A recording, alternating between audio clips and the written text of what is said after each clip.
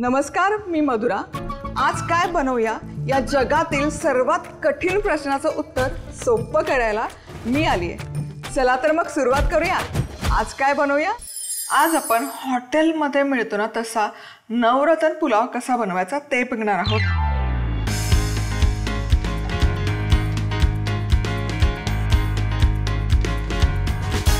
सगळ्यात आधी याला ना मोकळा शिजवलेला भात लागतो हा पुलाव बनवण्यासाठी। तर आपण काय करणार आहोत, एकतर तुम्ही मोकळा शिजवलेला भात तुम्हाला बनवता येत असेल तर बनवून घेऊ शकता, पण आज ती प्रोसेसही दाखवते। सो 1 कप इथे घ्यायचा अख्खा बासमती तांदूळ आणि यामध्ये घालायचं पुरेसं पाणी आणि हा स्वच्छ असा 3 ते 4 वेळा धुवून घ्यायचा। आता हा स्वच्छ धुवून घेतलेला तांदूळ त्यातलं पाणी पूर्ण निथळून बाउलमध्ये काढून घ्यायचा आणि यामध्ये 2 कप पाणी घालायचं। 1 कप तांदूळ आहे तर 2 कप पाण्याचा वापर करायचा आणि या पाण्यामध्ये अर्धा तास हा तांदूळ मुरण्यासाठी ठेवून देऊया। इथे आपला हा जो तांदूळ आहे हा भिजत घातला होता। आता या पाण्यात सकट हा तांदूळ घ्यायचा आहे। यामध्ये आता वर्ण ॲडिशनल पाणी घालायची अजिबात गरज नाही आहे। हे जे प्रपोर्शन तयार होतं ना हे अगदी अचूक आहे। तर यामध्ये मीठ घालायचं चवीनुसार आणि मध्यम आचेवर 15 मिनिटं हे छान भात वाफवून घ्यायचा जोवर यातलं पाणी पूर्ण ॲब्झॉर्ब होत नाही तोवर। वा, आणि तुम्ही बघू शकाल मस्त दिसतोय, छान असा फ्लफी झालेला आहे। आता हा आहे ना गरम गरम असतानाच हलकासा असा मोकळा मोकळा करून घ्यायचा भात आणि थंड करण्यासाठी एका पसरट डिशमध्ये वगैरे स्प्रेड करून ठेवायचा। आता पुलाव बनवायला सुरुवात करेल। तर तव्यामध्ये साजूक तूप घ्यायचं आहे। तर यामध्ये घालायचं सुकामेवा। नवरत्न म्हणजे अक्षरशः 9 छान असे शाही जिन्नस यामध्ये असतात। सो यामध्ये घातलेले आहेत बदाम, काजू, अक्रोड। यामध्ये घालायचं आहे काळा मनुका आणि हा देखील छान या तुपामध्ये घोळवून घ्यायचा। आता हे सगळे तळलेले अस्सल शाही जिन्नस एक साईडला डिशमध्ये काढून ठेवूयात। आता याच तुपामध्ये घालायचे पनीर आणि पनीरही छानपैकी सगळ्या बाजूने सोनेरी रंगात तळून घ्यायचं। शक्यतो पनीर फ्राय करत असताना हाय हीटवर करायचं म्हणजे ते फास्ट त्याला रंग येतो आणि पनीर ओव्हरकुक होत नाही, म्हणजे त्याचा जो सॉफ्टनेस आहे तो तसाच छान टिकून राहतो।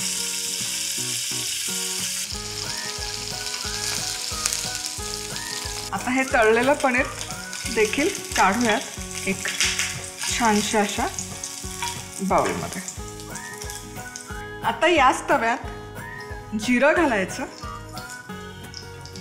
जिरं छान फुललं पाहिजे। जिरं छान फुललं की खडा मसाला ज्यामध्ये दालचिनी, काळी मिरी, लवंग, वेलची, चक्री फूल आणि किसलेलं आलं 1 चमचा आणि हे छान परतूया।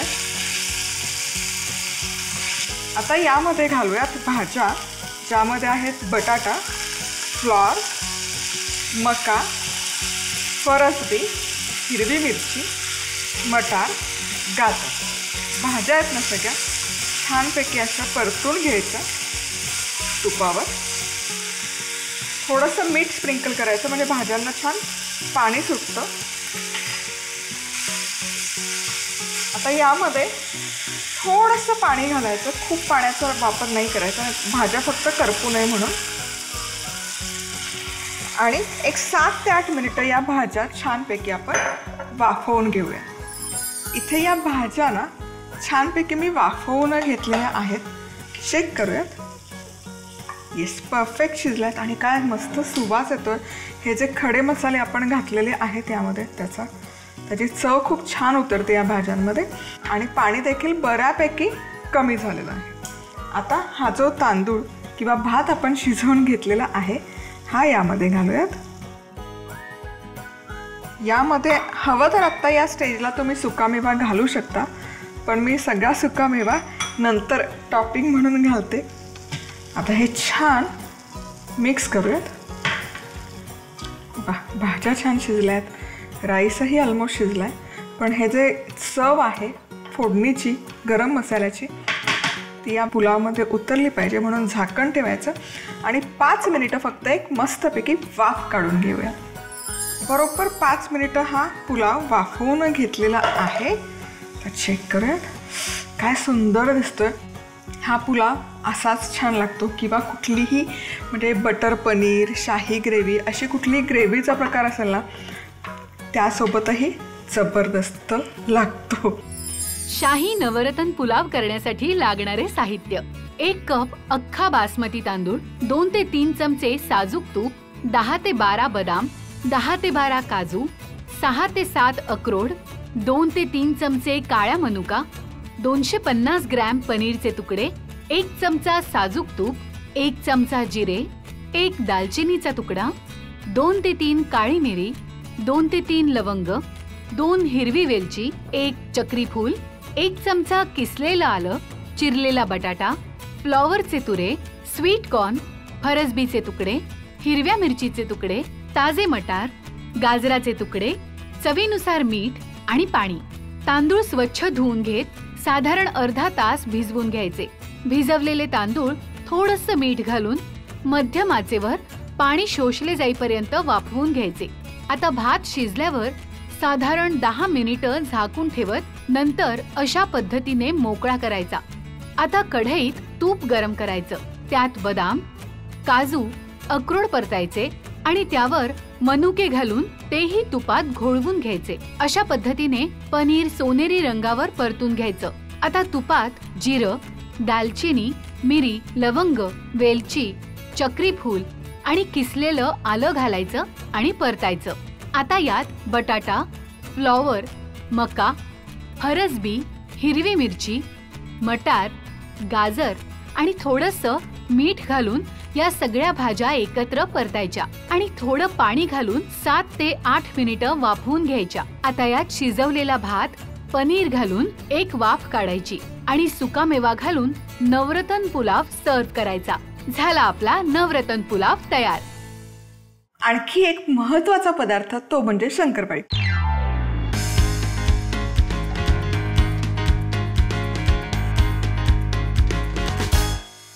1 किलो मैद्याची आपण बनवणार आहोत. अर्धा किलो करायची असेल तर याच्या अर्ध्या प्रमाणात सगळे जिन्नस घ्या. तर यामध्ये घालूयात 1 कप दूध. 1 कप दूध असेल तर 1 कपच यामध्ये जाईल साखर. छान साखर विरघळेपर्यंत गरम करून घ्यायचं. हलकसं दूध गरम झाल्यावर गॅस मी बंद केला आणि यामध्ये साखर एक 5 मिनिटं व्यवस्थित विरघळून घेतली. आता यामध्ये घालूयात समप्रमाणामध्येच तूप. तर इथे मी साजूक तूप घेतलेलं आहे. इथे बरोबर 1 किलो मैदा घेतलेला आहे. 7 कपने तुम्ही जर मेजर केला तर 7 कप मैदा म्हणजे तो 1 किलो परफेक्ट होतो. आणि हे सगळं मिश्रण आहे हे घ्यायचं आणि हे सगळं मिश्रण यामध्ये घालून घ्यायचं. आता हे करूयात मिक्स.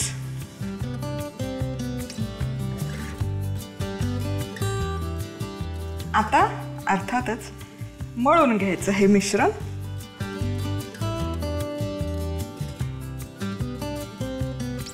आता हे शंकरपाळीचं मिश्रण छान असं एकजीव करून झालं की असं आहे ना लहान लहान याचे गोळे करून ठेवायचे. म्हणजे एक संध वगैरे जशी आपण पोळीची कणिक मिळतो ना तसं अजिबात अपेक्षित नाही आहे. हे असाच ओबडा बोबडा किंवा ओबडधोबड गोळा झाला पाहिजे म्हणजे मग या शंकरपाळीला पदर खूप छान सुटतात.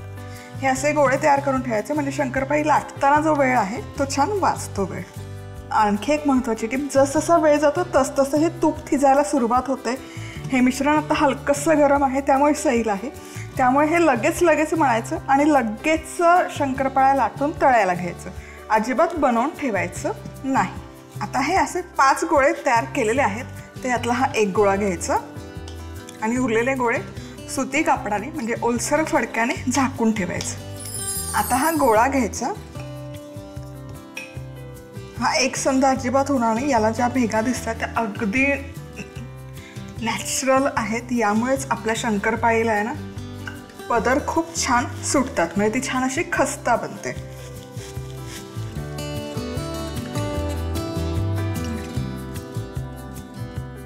सो खूप पातळसर लाटायची अजिबात गरज नाही आहे. हलकीशी जाडच ठेवायची. मी साधारण 1 सेंटीमीटर इतपत जाड ठेवते.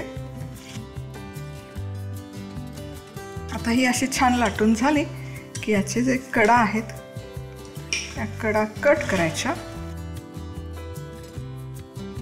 कडा कट झाल्यावर तुम्हाला असं वाटलं की हलकीशी अजून ही लाटली गेली पाहिजे तर आणखी थोडीशी लाटून घेऊ शकता. आणि आता तुम्हाला हव्या त्या आकारात हव्या त्या शेपमध्ये याच्या शंकरपाळ्या करून घ्यायच्या.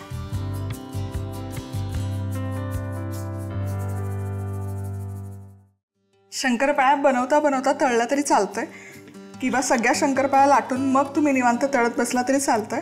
पण शक्यतो लाटून पॅरलली तळलं तरी बरं पडतं, कारण काय होतं ना मग शंकरपाळी विरघळते.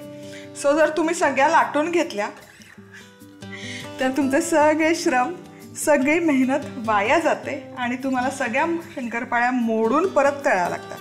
त्यामुळे अशी छोटी छोटी बॅच लाटून घ्या आणि पॅरलली तळा, कारण एनिवे शंकरपाळी तळाव्याला मंद आचेवरच तळावी लागते, हाय हीटवर नाही तळावी लागत. त्यामुळे त्यात एक बॅच तळून होईपर्यंत पुढची आरामशीर लाटून होते.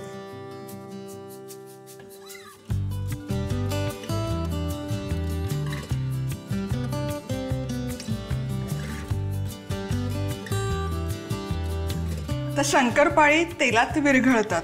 तर ते का विरघळतात त्याचं मुख्य कारण म्हणजे तेल जर पुरेसं तापलं नसेल तर ते विरघळतात. तेल पुरेसं तापलं नाही, बाहेरचं जे आवरण असतं त्यातून वाफ निघायला सुरुवात होते, तेल आत शिरतं पण ते पुरेसं तापलेलं नसतं, त्यामुळे आतल्या भागाची वाफ होत नाही, गरम नाही होत, हवा तितका तो सील होत नाही आणि मग तो तेलात विरघळतो. मग तुम्ही चकली करा, अनारसा करा, शंकरपाळी करा, करंजी करा, तेल हाय हीटवर 5 मिनिटं छान अशी वाफ येईपर्यंत तापवून घ्या आणि मग नंतर मंद आचेवर काढून घ्या. एक एक बॅच कमीत कमी 3 ते 4 मिनिटं तरी तळली गेली पाहिजे. छान अशी फटाफट तळू नका, नाहीतर शंकरपाळीला बाहेरनं कोटिंग येतं, सील होतात बाहेरनं पण आतून कच्च्या राहतात. मंद आचेवर एकसारख्या 3 ते 4 मिनिटं शंकरपाळ्या तळून घेणं गरजेचं आहे. काय सुरेख रंग आलेला आहे आणि तुम्हाला सांगते यापेक्षा जास्त तळू नका तुम्ही शंकरपाळ्या, कारण काय होतं ना हे तेल गरम असतं आणि त्याचा गरमपणा आणखी थोडा वेळ राहतो जरी तुम्ही तेलातून या शंकरपाळ्या बाहेर काढल्या तरी. वा, पूर्ण या घ्यायच्या. तुम्ही बघू शकाल काय पदर सुटलेले आहेत, असं वाटतं की खारीच आहे. आहा, काय पदर सुटलेला आहे. आता या प्रचंड तुफान गरम आहेत. सो या एक एक बॅच तळून झाली की मोठ्या एखाद्या प्लेटवर किंवा सुती कापडावर पसरवून ठेवायच्या, पूर्ण थंड होऊ द्यायच्या आणि मग या हवाबंद डब्यामध्ये स्टोअर करून ठेवायच्या. महिनाभर या शंकरपाळ्या खूप छान टिकतात घरातल्या मंडळींनी ठेवल्या तर. शंकरपाळी करण्यासाठी लागणारं साहित्य: 1 कप दूध, 1 कप साखर, 1 कप साजूक तूप, 7 कप मैदा, तळण्यासाठी तेल, दुधात साखर घालायची आणि साखर विरघळेपर्यंत हे दूध उकळायचं. आता गॅस बंद करून त्यात साजूक तूप घालायचं. आता मैद्यात हे तयार केलेलं मिश्रण घालून पीठ मळायचं आणि त्याचे गोळे तयार करायचे आणि अशा पद्धतीने जाडसर ही पारी लाटायची. अशा पद्धतीने त्याचे काप करायचे आणि गरम तेलात मंद आचेवर तळायचे. झाली आपली खुसखुशीत शंकरपाळी तयार. आज आपण परफेक्ट हॉटेल किंवा रेस्टॉरंटमध्ये स्टार्टरमध्ये मिळते तशी कुरकुरीत क्रिस्पी चिली पनीर कशी बनवायची ते बघणार आहोत आणि मस्त ज्युसी पण होणार.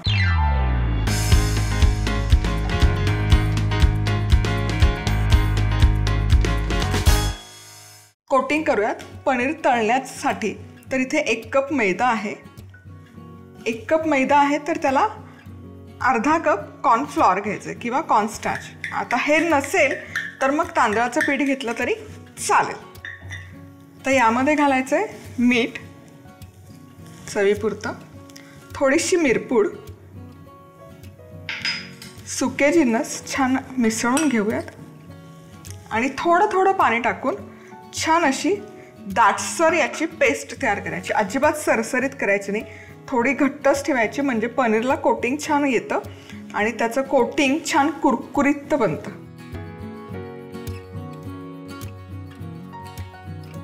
अजिबात पातळ नाही, छान अशी दाटसर झालेली आहे। आता इथे ना पनीर घेतलेलं आहे, 400 ग्रॅम पनीर आहे। पनीरचे असे मोठ्या आकाराचे क्यूब्स तयार केलेत चिली पनीर बनवण्यासाठी। आता हे यामध्ये डिप करून तळून घ्यायचं। तेल इथे तापवायला ठेवलेलं आहे। आता पनीर आहे, पनीर जर तुम्ही मंद आचेवर तळत गेला ना, एकतर त्यात पाण्याचा अंश असतो, पाणी बाहेर येतं, त्यातलं प्रोटीनचं जे जाळं आहे ते चिवट होत जातं। त्यामुळे पनीर भजीसाठी किंवा इवन चिली पनीरसाठी पण तळताना एकदम हाय हीटवर तळायचं, मंद आचेवर अजिबात खेळत बसायचं नाही। पटापट त्याचं कोटिंगला रंग आला पाहिजे इतकं ते फास्ट झालं पाहिजे। सो यामध्ये मी ऑलरेडी बॅटरमध्ये पनीरचे पीसेस काही घातलेले आहेत, हे जे कोट केलेत, आणि हे आता सोडूयात पटापट तेलामध्ये आणि हाय हीटवरच।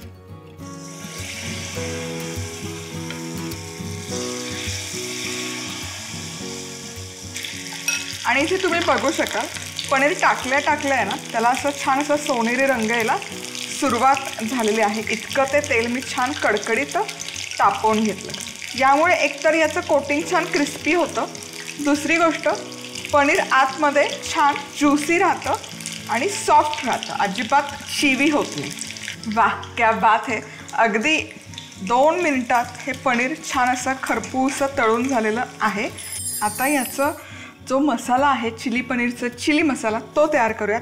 हाय हीटवर, सुपर हाय हीटवर तेल गरम करायचं।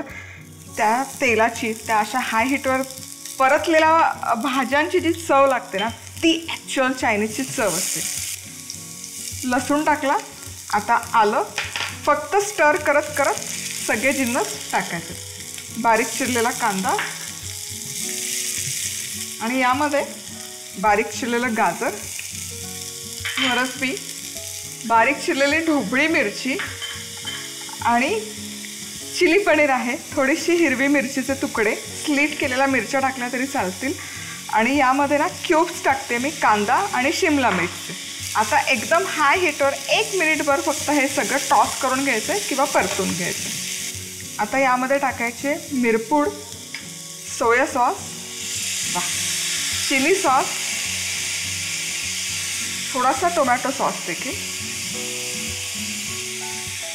आणि हे क्विकली स्टर करूया। हे जे सॉसेस आपण घातलेत ना, यामध्ये ऑलरेडी मिठाचं प्रमाण खूप जास्त असतं, त्यामुळे वर्ण मीठ घालायची अजिबात गरज नाही। तरी पण तुम्हाला सायकोलॉजिकली वाटलं की घालूयात, अगदी चिमूटभर घाला। कॉर्नफ्लॉवरची स्लरी आहे, चमचाभर कॉर्नफ्लॉवर पाणी घालून त्याची अशी स्लरी करून घेतली। 1 मिनिटभर हे फक्त आता शिजवून घेऊया। तर यामध्ये थोडंसं स्प्रिंग अनियन म्हणजे पातीचा कांदाही घालते, आणि हे जे तळून घेतलेले आपले पनीर आहे हेही घालूयात, आणि हे छान सॉसमध्ये करूयात कोट। मस्त इथे आपलं चिली पनीर बनवून आहे तयार। पटापट असं गरमागरम सर्व करायचं। मस्त क्रिस्पी होतं चिली पनीर, परफेक्टली ज्युसी लागतं आणि चवदार होतं।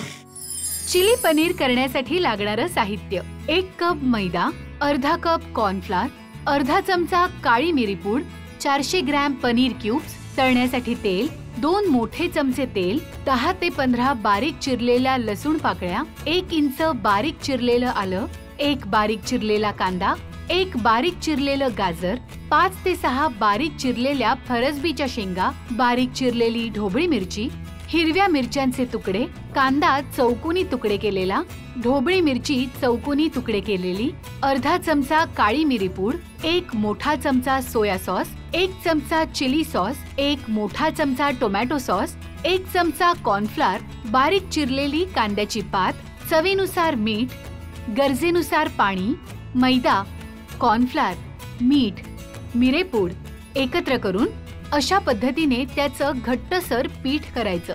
आता पनीर या पीठात घोळवून घेत गरम तेलात हाय हीटवर अशा पद्धतीने तळायचं।